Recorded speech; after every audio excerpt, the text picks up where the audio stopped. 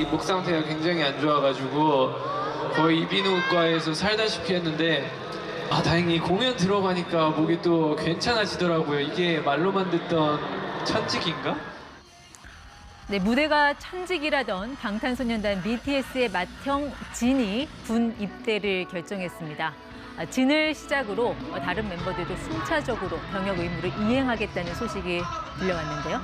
외신들도 긴급 속보로 타전한 BTS의 입대 관련 소식. K-팝 시장에는 어떤 변수로 작용할지 전문가로부터 들어보겠습니다. 김영대 음악평론가 모셨습니다. 네, 평론가님 어서 오십시오. 예, 안녕하세요. 저희 프로그램에서 음악평론가를 모신 거는 이번이 처음인 것 같습니다. 그렇습니다. 경제 프로인데 또 어떤 이야기를 들려드릴 수 있을지. 또. BTS 인터뷰도 직접 하시고 책도 네. 쓰시고 자타공인 BTS 전문가신데 혹시 좋아하는 멤버 있으세요? 매번 관심 있는 멤버는 조금씩 바뀌는 것 같아요. 근데 최근에는 그 솔로 앨범을 내기도 했었던 제이홉 씨의 음악을 또 굉장히 네. 유심히 좀 들어봤습니다.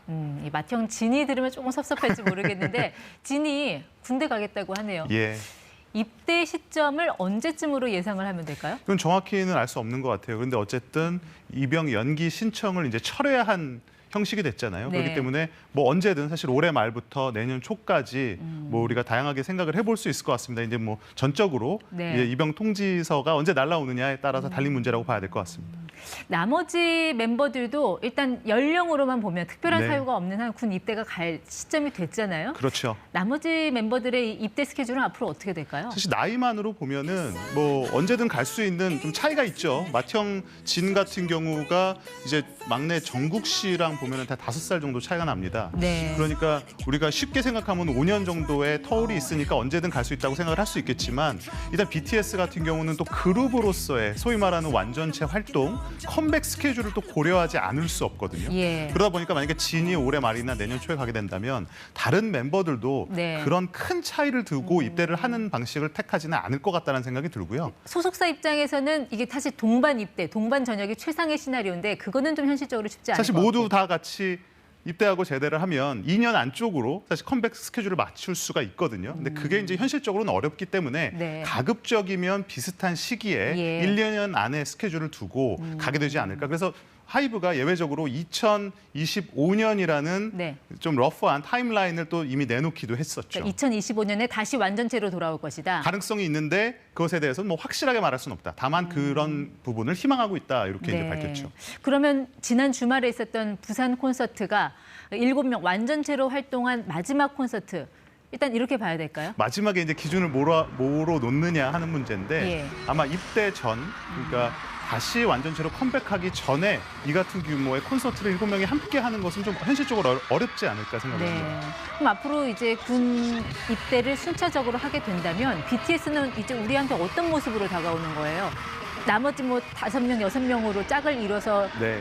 활동을 하게 될지 아니면 정말 개인적으로 활동을 하게 될지. 오히려 상상할 수 있는 범위는 늘어난 것 같아요. 과거 뭐 전설적인 비틀즈 같은 그룹들도 이제 뭐 투어를 하던 시점이 있고 스튜디오에서만 작업을 하던 시절이 있었고 네. 또 나중에 솔로 활동을 통해서 레전드의 반열에 올랐지 않습니까? 예. 그러니까 뭐 랩 멤버들로만 혹은 뭐 보컬 멤버들로만 혹은 다양한 음악 활동을 통해서 혹은 연기 활동을 통해서 조합이 일어날 수 있거든요. 그래서 네. 오히려 지금보다는 조금 덜 얽매인 상태에서 다양한 활동이 펼쳐질 가능성을 또 배제할 수 없지 않을까 생각합니다. 각각의 캐릭터가 워낙 또 개성도 강하고 다 다르죠. 한 명 한 명이 다 보석 같잖아요. 그렇죠. 하고 싶은 네. 음악적인 방향이나 활동 방향도 굉장히 또 다르거든요. 네. 이제 그런 부분들을 앞으로 이제 차근차근 볼 수 있지 않을까 생각합니다. 그러니까 그런 성숙도가 모아지면은 오히려 더 지속 가능한 BTS의 모습을 기대를 해볼 수도 있다. 이렇게 사실 이제 보시는 거예요. 그룹이라는 것이 갖고 있는 매력은 어느 정도 전성기를 지나면서 이제 사그러들 수밖에 없는 게 당연하죠. 대중음악이기 네. 때문에. 하지만 개인이 갖고 있는 이제 음악적인 방향이라든지 이제 재능 같은 경우는 앞으로 더 꽃피울 확률이 높기 때문에 저는 길게 보자면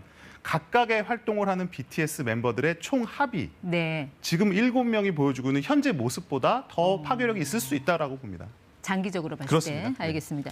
사실 연예병사 제도도 폐지가 돼서 과연 군 입대 후에도 이들의 공연 모습을 볼 수 있을까 싶기도 한데 공연 무대에 서는 건 불가능할까요? 현실적으로 보면 국방부가 BTS라는 어떤 좋은 뭐 하나의 뭐 소스죠. 이런 것들을 놓치고 싶지는 않을 것 같아요. 그래서 가급적이면 어떠한 뭐 계기를 만들어서 BTS가 음악적인 뭐 활동 혹은 훈련 혹은 개별적인 개발의 시간을 좀 네. 확보해주지 않을까라는 생각을 또 해보게 되고요. 그리고 어쨌든 이제는 소관이 국방부로 넘어가는 거 아닙니까? 그러니까 그들의 네. 플랜에 따라서 뭐 해외 공연이 뭐 불가능하지는 않겠죠. 네. 그런 것도 얼마든지 가능할 수 있겠다라는 생각이 듭니다. 그러니까 당분간 7명 완전체를 못 본다라는 소식이 이 아미들한테는 상처가 될 수 있겠습니다만 주가만 놓고 보면은 오히려 올랐습니다. 이거 네. 어떻게 좀 분석을 해야 될까? 오히려 불확실성이 해소됐다? 그렇습니다. 불확실성의 해소 혹은 리스크의 이제 제거라는 표현을 쓸 수도 있을 것 같은데 지금 최근 몇 년간 사실은 하이브의 주가라는 게 네. BTS가 군대를 언제 갈 것이냐,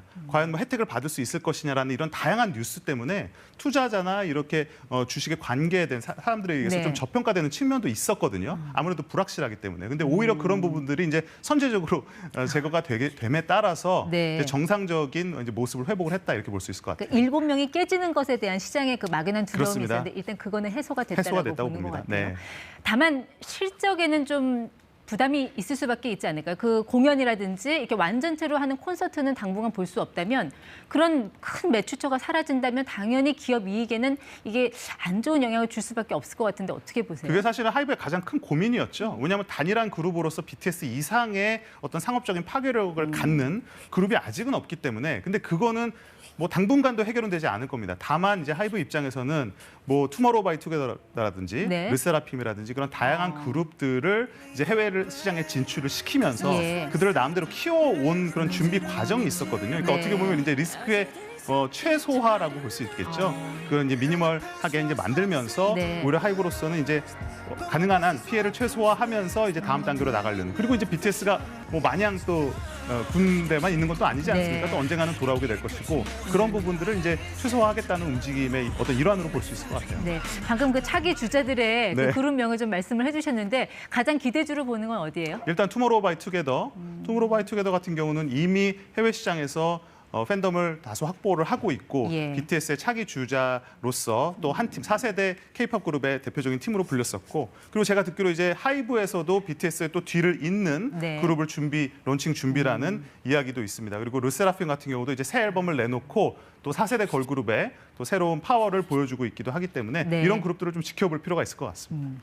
사실 BTS는 뭐 국보급이 아니라 사실 국보죠. 그동안 우리나라에 창출한 경제적인 가치만 봐도 현대경제연구원 추산, 물론 이건 잠정 추정치입니다. 예. 9년간 56조 원.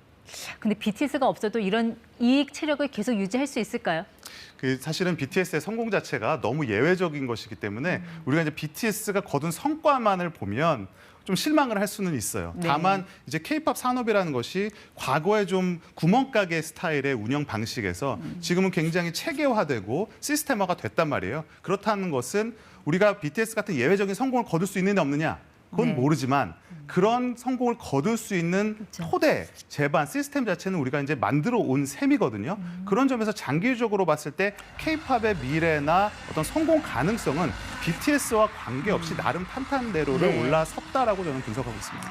어쨌든 투자자 입장에서 궁금한 거는 그거 같아요. BTS가 이제 한꺼번에 활동하면서 일으켰던 매출과 네. 이들이 개별적으로 활동했을 때 나타날 수 있는 이 매출의 합이 과연 어떻게 달라질 것이냐. 이거는 좀 어떻게 좀 분석이 나와야 되지 않을까요? 지금 단기적으로는 BTS가 가지는 브랜드, 방탄소년단이라는 브랜드 네임이 다른 멤버들의 개인의 이름보다 훨씬 높죠. 네. 하지만 이건 아까도 제가 설명해드린 것처럼 장기적으로 봤을 때 이들이 개인으로 보여줄 수 있는 영역이 훨씬 큽니다. 네. 그러면 당연히 이들이 보여줄 수 있는 개인의 활동과 거기서 나오는 수익의 합이 나중에 봤을 때는 BTS가 보여줄 수 있는 것보다는 더 저는 임팩트가 있고 더 많은 수익을 거둘 수 있는 잠재력이 있다라고 저는 봅니다. 알겠습니다. 이번 부산 콘서트장에서 울려 퍼졌던 마지막 곡의 가사, 최고의 순간은 아직 오지 않았다. 그 말을 믿고 예특컴이죠? 싶네요. 네, 지금까지 ETY 김영대 평론가와 함께했습니다. 고맙습니다. 고맙습니다.